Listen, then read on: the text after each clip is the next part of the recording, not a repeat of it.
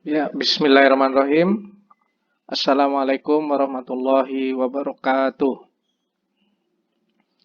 Kita lanjutkan materi keenam, yaitu tentang dislokasi, deformasi plastis, kemudian mekanisme penguatan, teknik penguatan, dan recovery, rekristalisasi, dan pertumbuhan.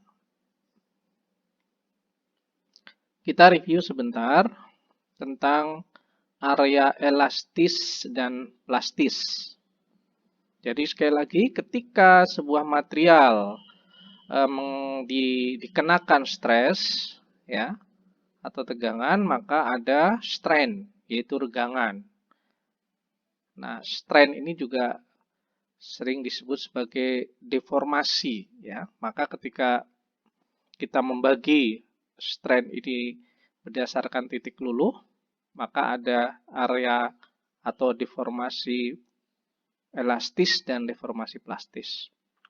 Seperti disampaikan sebelumnya, bahwa di area plastis, yaitu deformasi plastis, ketika tegangan itu dilepas, maka material itu tidak kembali kepada dimensi semula, atau irreversible. Nah, pertanyaannya, apa yang terjadi selama deformasi plastis? Ya, deformasi plastis sekali lagi terjadi karena dislokasi pada jumlah yang besar. Kita tahu di materi-materi pertemuan kedua atau ketiga, dislokasi adalah cacat pada kristal karena atom-atom yang tersusun tidak segaris atau tidak tersusun dengan benar. Oke ya, saya kira dislokasi insya Allah masih diingat. Ini ada 3 jenis dislokasi, kita masih ingat juga, pinggir, skru, dan campuran. Nah, dislokasi terbentuk pada saat pembekuan material atau selama proses deformasi plastis dan karena tegangan termal pada proses pendinginan cepat. Proses di mana deformasi plastis terjadi karena gerakan dislokasi, ini disebut slip.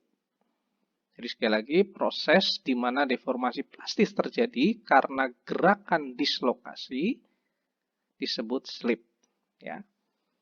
Jadi yang atas deformasi, kemudian bawahnya dislokasi. Deformasi yang terjadi karena dislokasi disebut slip. Nah, bidangnya itu disebut bidang slip. Kemudian dislokasi ini mempunyai kerapatan, ya, yaitu total panjang dislokasi per satuan volume atau mm per mm pangkat 3.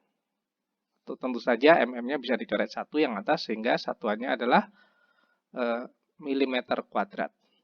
Dan logam ketika terdeformasi atau terjadi dislokasi yang berat, itu kerapatan dislokasinya itu antara 10 sampai 10 pangkat 10 per milimeter kuadrat.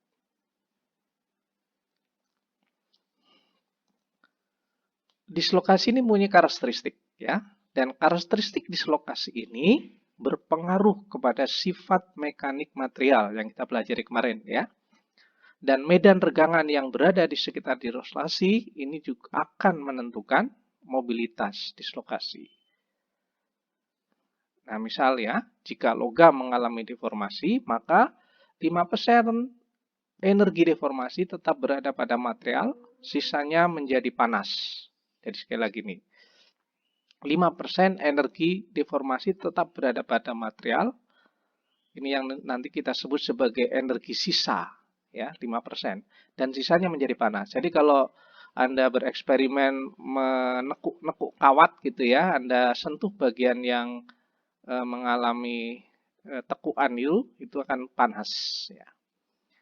Sebagian besar energi yang disimpan tersebut berupa energi regangan dan berada di sekitar dislokasi. Sekali lagi 5% ini kita sebut sebagai energi sisa nanti, ya, energi regangan yang berada di sekitar dislokasi. Energi regangan itu bisa berupa tekan, tarik, dan geser tentu saja ya. Jadi ini gambaran dari ilustrasi dari energi yang tersisa 5% ada di sini. Ya, oke. Tadi sekali lagi dislokasi itu disebut dengan slip. Nah, sistemnya kita sebut sebagai sistem slip. Ya, ini kita ulang lagi tadi ya. Gerakan dislokasi pada suatu bahan tidak sama ke setiap arah. Ada bidang yang disukai untuk terjadi gerakan dislokasi. Nah, bidang ini kita sebut sebagai bidang slip. Sedangkan arahnya kita sebut arah slip. Nah, gabungannya kita sebut sebagai sistem slip.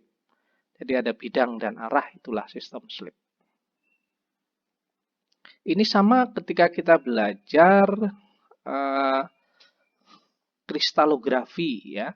Itu ada arah dan ada indeks Miller ya. Jadi ini sebenarnya ini sama konsepnya dengan di matematika geometri ya. Jadi Z-nya, X-nya ke sini ya. Kemudian Y-nya ke kanan, Z-nya ke atas. Jadi kalau ada sebuah bidang slip atau sistem slip yang berupa vektor ya. Ya oke lah kita mungkin Anda masih ingat vektor ya. Vektor dari 0 ke P ini tentu saja kita bisa mudah kita lihat ya.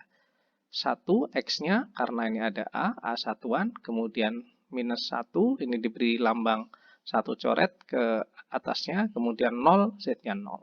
Oke, kira-kira gitu sistem slip. Nah, sistem slip itu ditulis dengan cara seperti ini, jadi tanda kurung ya, kemudian tanda lebih besar lebih kecil. Nah, artinya kalau ada seperti ini, bidangnya itu 1, 1, arahnya 1, 1, 0. Nah, ini ilustrasinya yang di bawah ini. Ya. Dari gambar, slip terjadi pada arah 1, 1, 0 di dalam bidang 1, 1, 1. Jadi ini yang ini bidangnya, ya, tanda panahnya adalah arahnya. Oke ya, kebayang. Nah, tadi disebutkan bahwa material itu mempunyai kesukaan ya istilahnya ya kesukaan terhadap slip. Nah, ini contohnya kesukaan masing-masing material itu berbeda-beda. Ya, misalkan ini Cu, Al, Ni, Ag, Au itu slip direction-nya ke arah sini. Ya, tadi ke arah yang 1, 1 coret dan 0. Yang lain ini berbeda-beda. Ini bidangnya, sekali lagi ini arahnya. Bidangnya beda, arahnya ada yang sama, ada yang berbeda. Ya. Nah, ini contoh untuk yang heksagonal. Ya. Sekali lagi kita tidak belajar detail tentang kristalografi sehingga mungkin kita agak kesulitan memahami ini. Tapi intinya sekali lagi bahwa material itu mempunyai sistem slip yang disukai, ya istilahnya ya. Di mana sistem slip itu ada slip plane atau bidang slip dan arah slip. Ini contoh slip pada kristal tunggal. Jadi ini foto asli ya dari single kristal zinc bahannya. Ditarik ke atas itu bentuknya kayak tertarik tek tek tek tek, tek gitu ya. Kayak tumpukan uang kemudian ditarik ya kira-kira gitu. Bentuknya seperti ini kayak koin-koin begitu. Nah, ilustrasinya kira-kira begini. Ya. Ini adalah slip plane-nya. Oke. Nah, sedangkan tadi kan pada single kristal ya. Sekarang pada slip pada polikristal, deformasi dan slip pada bahan polikristal itu lebih kompleks dengan arah slip berbeda satu sama lainnya. Karena kan tiap butiran itu mempunyai arah yang berbeda ya, material polikristal itu. Nah, gerakan dislokasi pada satu butir terjadi pada bidang yang lebih disukai. Ini sama, jadi setiap butir itu nanti mempunyai bidang yang disukai masing-masing. Nah, deformasi plastis secara keseluruhan terjadi pada masing-masing butiran. Namun butiran itu tidak robek atau tidak berbuka, namun tetap utuh, hanya membentuk butir yang berubah. Jadi sekali lagi nih ya, polikristal itu butirannya masih utuh, ya, tidak robek namun hanya mengalami butiran bentuk yang berubah. Ini contohnya ini. Jadi ini sebelum diuji tarik gitu ya kira-kira. Nah ini tidak berubah butirannya, hanya berubah bentukannya. Ya, dari formation reproduce elongated grind. Jadi butiran-butiran jadi lebih panjang. Ya, ini slip yang terjadi pada polikristal sebelum yang ini dan ini sesudah. Oke, ini video dislokasi. Mari kita lihat bersama-sama. Ya, kita lihat sekali lagi. Ini contoh gerakan dislokasi pada titanium fase alfa. Jadi pergerakan garis-garis ini, ya ini menandakan dislokasi. Sekali lagi, dislokasi adalah karena terjadi putusnya ikatan atom, ya. Jadi ini kalau nanti alat kita sudah bisa melihat sampai level atomik secara in situ langsung dengan perbesaran yang ini kelihatan bahwa atom itu putus, ya. Sejauh ini para ilmuwan itu baru bisa melihat sampai seteliti ini, ya. Jadi kalau ada yang menggambarkan dislokasi di level atomik, artinya atom itu putus, itu baru di level animasi. Ya, saya kira sudah cukup jelas ya ilustrasi dari dislokasi.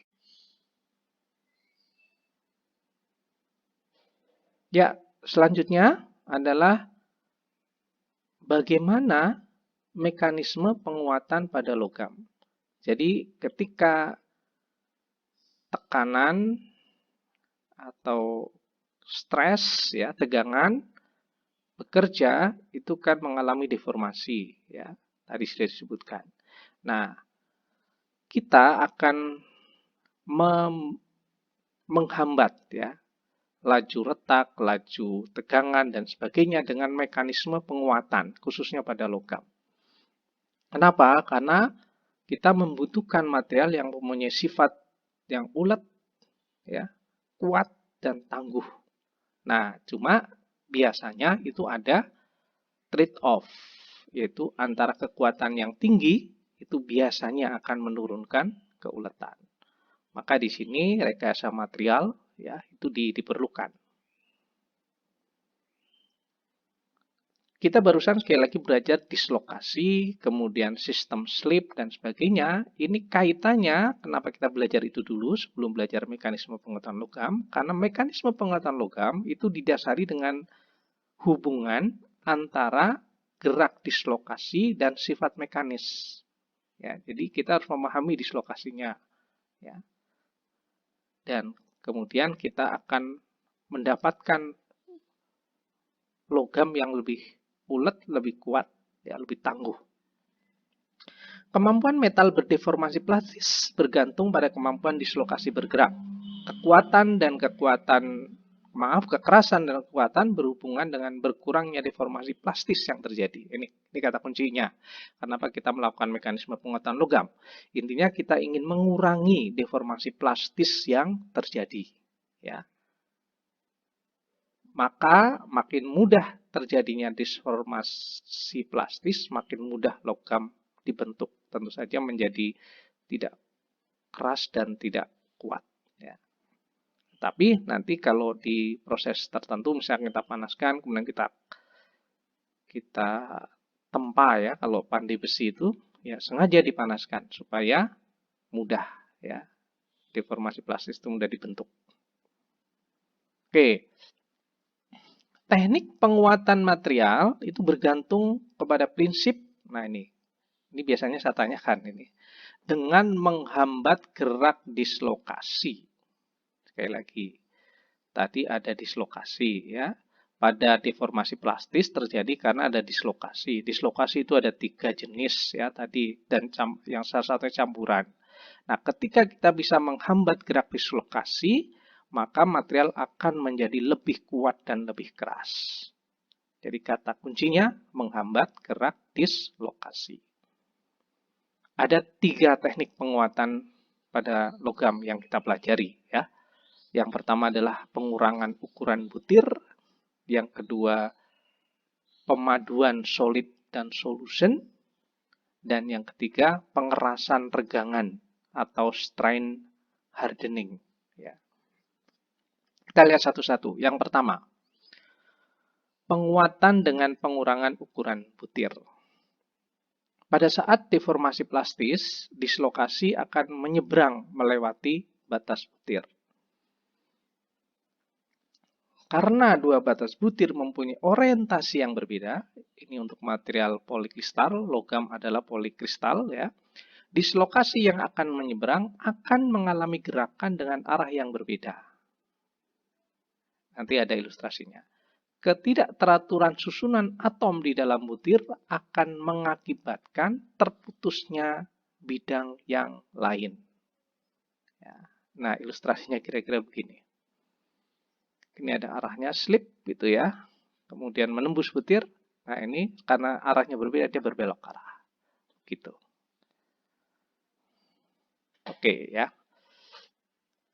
Nah, kenapa kok pengurangan ukuran butir ini lebih dapat memperkuat ya? Material yang mempunyai butir yang halus atau kecil akan lebih kuat dan keras dibanding dengan yang mempunyai butir besar karena butir halus mempunyai total luas batas butir yang lebih besar yang akan menghambat gerak dislokasi. Ini selalu saya tanyakan biasanya di ujian ya. Kenapa kok ukuran butir menyebabkan lebih kuat? Karena butir halus mempunyai total luas batas butir yang lebih besar yang akan menghambat gerak dislokasi. Ini biasanya kalau kuliah saya ilustrasikan di papan tulis ya, langsung. Cuma karena di sini tidak mungkin. Ya bayangkan saja kalau Anda punya persegi panjang atau kalau enggak ya bujur sangkar ukuran 10-10-10 diisi bola tenis ya dan sama diisi bola pingpong. Nah, jadi kalau Anda hitung jumlah bola pingpong pasti lebih banyak daripada bola tenisnya. Nah, kalau Anda ukur luas permukaan bola pingpong itu jauh lebih besar daripada luas permukaan bola tenis. Kira-kira begitu. Oke? Ya. Ini ilustrasi tentang ukuran butir. Ya, ini besar-besar, ini kecil-kecil. Jadi kalau Anda hitung luas permukaan yang di sini ya, itu dibandingkan dengan luas yang sama, misalkan ini dihitung luas permukaannya, maka ini jauh lebih besar. Ya, sehingga dengan adanya luas permukaan butir yang lebih besar, maka akan semakin memperkuat logam, gitu ya. Oke, ini grafiknya, ya. Ini titik luluh, yield strength, dari mulai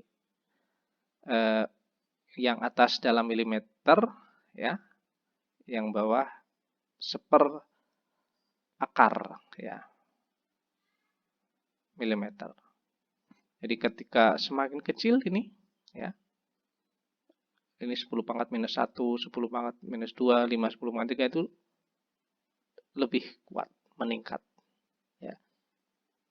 Ini contohnya untuk paduan CU dan ZN.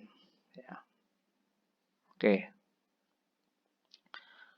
Nah, biasanya untuk menghitung ya tegangan luluh dari ukuran butir logam dengan ukuran butir tertentu itu menggunakan Hall-Petch equation yang ini ya, di mana sigma 0 dan Kj adalah konstan yang berkaitan dengan material tertentu dan D adalah ukuran butirnya. Ya, jadi dimasukkan ke sini. Nanti tentu saja untuk material tertentu ini ada angkanya, ada konstantanya ya. Oke.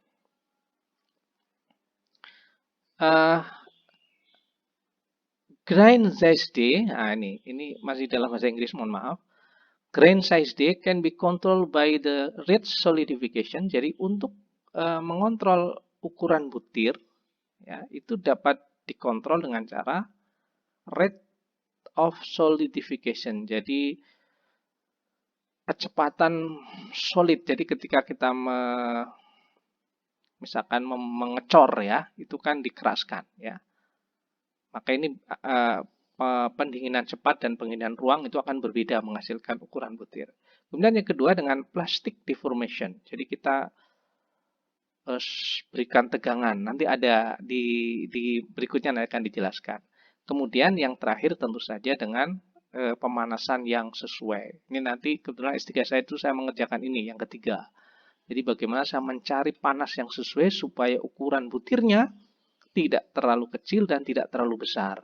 Ya, karena kalau terlalu kecil memang kuat tetapi lebih brittle biasanya, ya. Tadi ya, ketika kuat tidak ulet gitu ya. Nah, ini kalau dalam eksperimen biomaterial ini menarik sekali memainkan 3 metode ini ya untuk mengontrol ukuran butir. Oke, ya.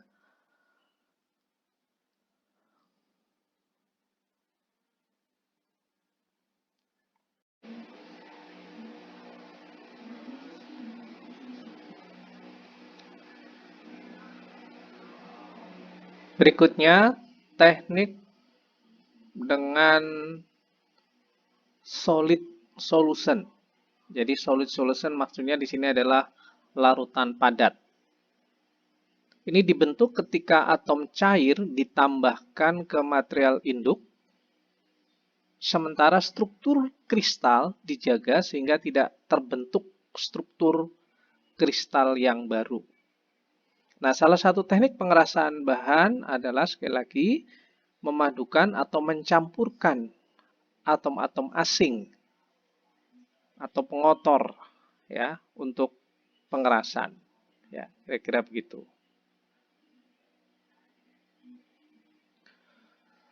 Logam dengan kemurnian tinggi umumnya lebih lunak dan lebih lemah ya. Dulu sudah kita sampaikan ini. Dengan menaikkan bahan pengotor akan menaikkan kekuatan tarik dan kekerasan.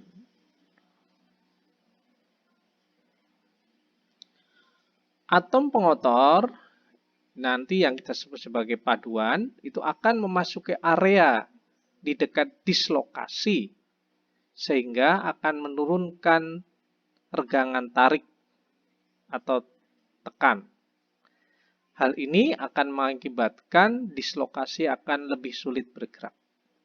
Jadi kalau ada pertanyaan bagaimana mekanisme penguatan dengan solid solution, jawabannya ini. Atom pengotor akan masuk ke area di dekat dislokasi sehingga akan menurunkan regangan tarik atau tekan.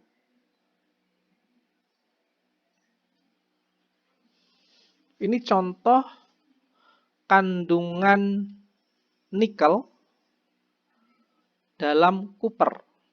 Ya. Jadi material utamanya kuper ditambah nikel. WT persen itu artinya weight persen, ya, berat. Jadi ketika 0, tensile strength dari nikel itu sekitar 220 ya. Kemudian ketika ditambah 10% nikel, itu kekuatannya naik sampai 290 dan seterusnya. Ketika 50%, kekuatan kuper nikelnya ini menaik sampai 400-an lebih atau 60 KSI kilo.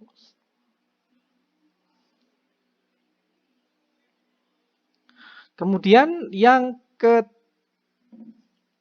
atau yang terakhir teknik penguatan logam adalah dengan strain hardening. Ya, strain hardening adalah fenomena di mana logam ulet diproses menjadi lebih keras dan lebih kuat. Jadi sekali lagi, ada logam yang asalnya ulet diproses menjadi lebih keras dan lebih kuat.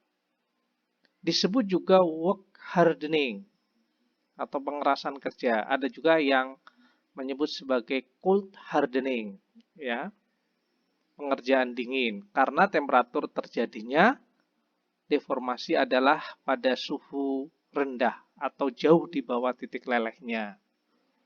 Jadi sekali lagi ya, strain hardening, work hardening, atau cold working ini adalah teknik yang sama. Nah, ketika logam mengalami pengerjaan dingin, maka kerapatan dislokasi akan naik dan jarak antar dislokasi menjadi lebih dekat.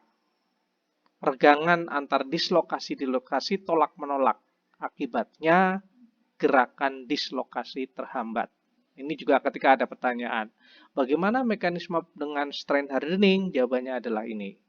Ya, ketika dikerjakan, kerapatan dislokasi naik, ya, dan jarak antar dislokasi menjadi lebih dekat. Dan regangan antar dislokasi-dislokasi tolak-menolak, akibatnya gerakan dislokasi terhambat. Ini ilustrasi dari strain hardening, ya. Gampangnya itu ya ada material dengan ketebalan tertentu itu di press, ya, ditekan menjadi lebih tipis, kira-kira begitu. Ini ada beberapa ilustrasi, ya. Saya kira cukup jelas, ya.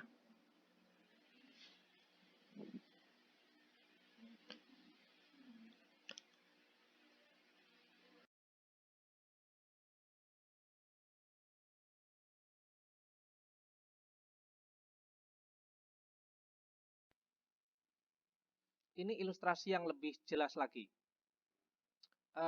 Misalkan kita punya plat setebal 1 cm. Kemudian dengan teknik tadi, strain hardening atau cold working, ya, kita turunkan menjadi 0,5, kemudian diredus lagi menjadi 0,16 cm. Ya, jadi di press sangat tipis, ya, hanya 1/5 kira-kira dari awal. Nah, ilustrasinya itu gini. Jadi awalnya itu bentuk butiran-butirannya begini, itu menjadi tipis, pipih-pipih gitu, ya, panjang-panjang. Ya. Butirannya tidak rusak, ya, hanya lebih tipis. Dan ini sekali lagi, ini menghasilkan material yang lebih keras. Tentu saja keuletannya menurun, ya. Justru material engineering atau rekayasa material itu di situ, ya. Kita untuk apa? Ya, kalau tidak memerlukan keuletan yang sangat baik, ya sudah, nggak apa-apa proses seperti ini, ya. Tapi kalau memerlukan keuletan yang baik, ya jangan diproses dengan cold hardening. Ini contoh ilustrasi dari gambaran tahapan-tahapannya, ya. Jadi yang A itu baru 10%, B 30%, C 60%, yang D 90%. Jadi ini butir-butirannya sudah sangat kecil, ya, di D ini. Yang ini masih kelihatan. Oke. Ini juga sebenarnya sejalan dengan tadi teori memperkecil butir, ya. Jadi salah satu teori memperkecil butir itu tadi kan dengan walk atau cold walking, ya, atau strain hardening. Ya, saya kira cukup jelas ini ilustrasinya. Nah, ini terbukti dari gambar grafik ini, ya, bagaimana peningkatan tegangan dulu, peningkatan kekuatan tarik, ya, ketika diproses cold walking, ya. Jadi misalkan ini sebelum diproses itu 0%, ya. Kemudian 10%, 20, 30 dan seterusnya. Kita lihat copper, brass dan steel itu naik semua. Ini juga sama, ya. Tensile strength-nya juga naik semua.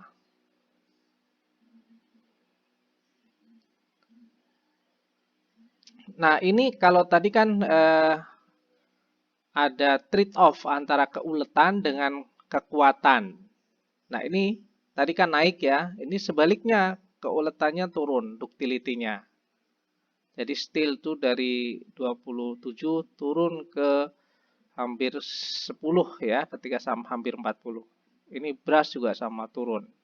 Jadi ketika kekuatan naik, keuletan turun. Nah, tentu saja nanti dengan teknik optimasi kita bisa peroleh di titik mana kita menginginkan sifat yang terbaik yang sesuai dengan aplikasinya, gitu ya. Kalau memang sekali lagi ductility tidak diperlukan, ya nggak apa-apa sampai 70, di mana 60 lah misalkan ya, di mana ini sampai 60 kekuatannya beras naik sampai 600 misalkan. Ya, oke, kira-kira begitu. Kemudian ini pengaruh code working pada kurva stres dan strain berdasarkan kandungan karbonnya, ya. Jadi kalau tadi kan persentasenya, jadi ini kurva stres dan strainnya itu berbeda-beda ya. Jadi material sekali lagi ketika mengalami perlakuan terhadap suhu, terhadap mekanik, ya dalam hal ini mekanik ya, cold working itu akan ada perubahan-perubahan yang khas. Ya, oke. Ya, kita lihat video bagaimana cold forming.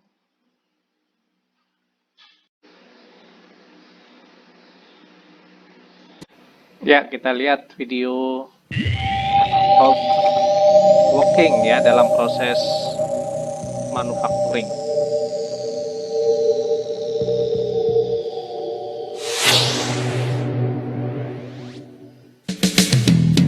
Ini part-part yang akan dibuat.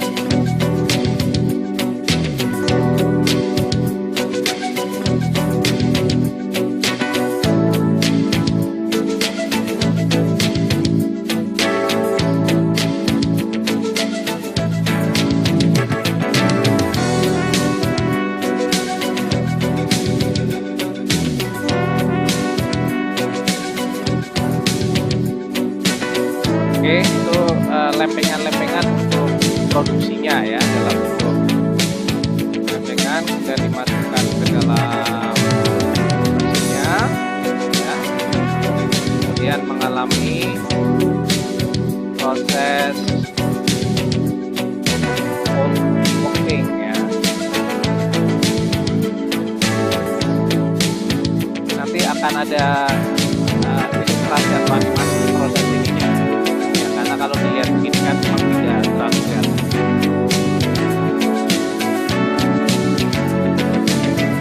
Nah ini sebenarnya terjadi proses produksi ini juga ya.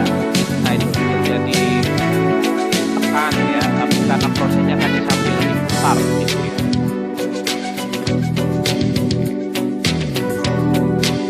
Nah ini mulai, nah ini mulai agak kelihatan ya, itu ditekan sambil diputar sambil ditekan.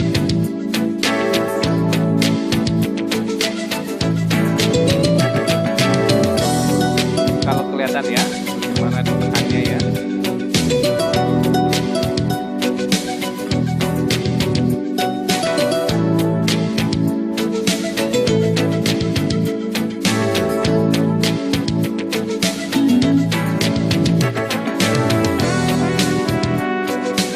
Nah ini ilustrasinya, animasinya yang kelihatan. Pertama dia ditekan gitu ya. Setelah itu dibentuk sambil kayak dipukul-pukul.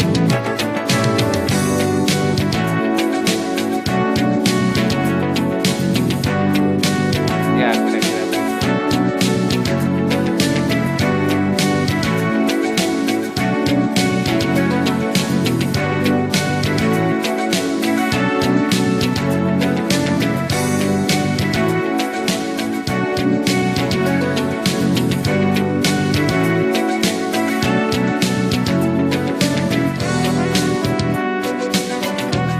Ya, jadi produk.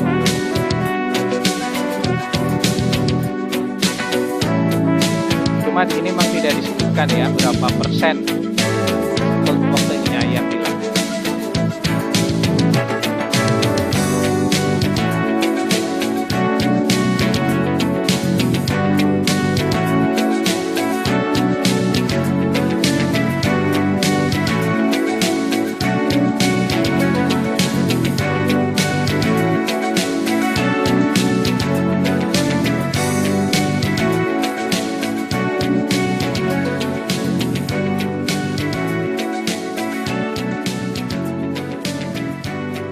Oke, sekali lagi ini ilustrasi tentang cold walking. Ya, topik terakhir kita adalah proses recovery, rekristalisasi, dan pertumbuhan. Apa yang dimaksud dengan recovery? Recovery adalah pelepasan energi regangan di dalam bahan karena gerakan dislokasi. Ya, tentu saja dislokasi itu terjadi karena ada gaya yang diberikan. Dan ini disebabkan oleh difusi atom yang mengikat pada temperatur yang lebih tinggi.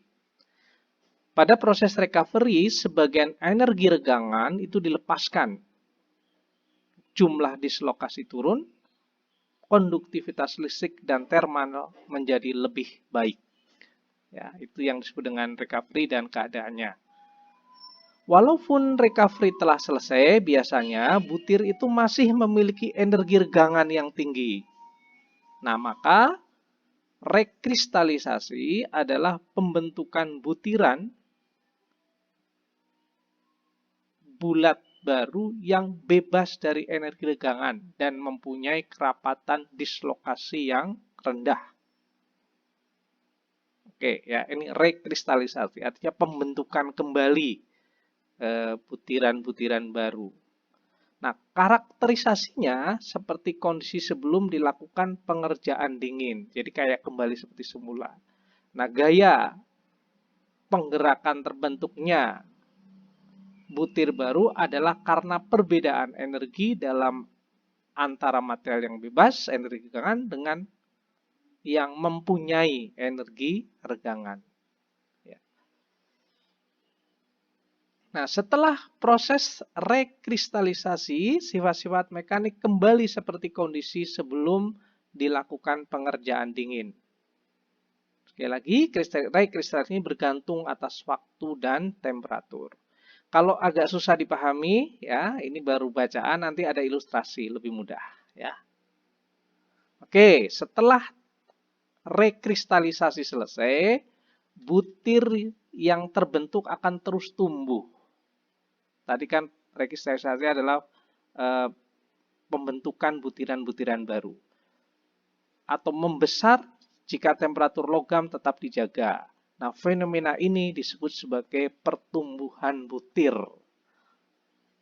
Pertumbuhan butir terjadi karena berpindahnya batas-batas butir. Nah, tidak semua butir menjadi besar, tetapi butir besar tumbuh seiring menghilangnya butiran yang lebih kecil. Ya, kita lihat sekali lagi video ilustrasi animasi pertumbuhan butir.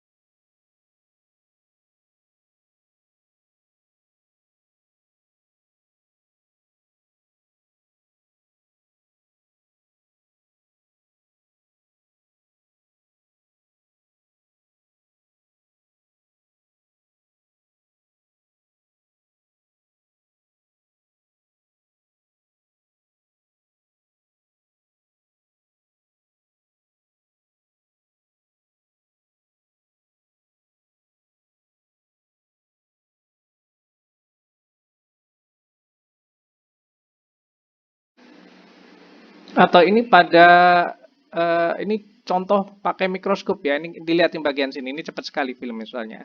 Dalam suhu 50 gitu ya. Kemudian dia yang atas juga ini. Ketika dinaikkan 100 ini hilang nih butirannya bergabung dengan kanan kirinya ya. Saya ulangi lagi ya. Bagian yang dikasih lingkaran hitam ini 50 derajat.